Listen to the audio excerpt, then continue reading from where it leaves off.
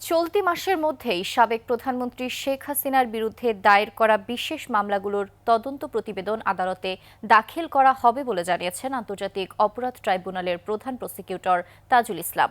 সিলেটে স্বরাষ্ট্র মন্ত্রণালয়ের আয়োজনে এক কর্মশালায় তিনি বলেন, দাখিলের 1 থেকে 1.5 মাসের মধ্যে বিচার কাজ শুরু হবে। এ সময় তিনি আরও বলেন, ভারতের সঙ্গে বাংলাদেশের একটি বন্দি বিনিময় চুক্তি রয়েছে, যা আওয়ামী লীগ সরকার স্বাক্ষর করেছিল। সেই চুক্তির আওতায় ভারত শেখ হাসিনাকে ফিরিয়ে দেবে বলেও আশা করেন তিনি। এছাড়া শেখ হাসিনাকে ইন্টারপোলের মাধ্যমে ফিরিয়ে আনার চেষ্টা করা হবে বলেও জানান চিফ প্রসিকিউটর। শিয়া বাটার ও ভিটামিন ই সমৃদ্ধ lily glam beauty soap. Lily, always beautiful. Sheikh Hasina সহ প্রধান কয়েকটা মামলার তদন্তের রিপোর্ট এই মাসে অর্থাৎ মার্চ মাসের মধ্যেই আমরা পাবো বলে আশা করছি।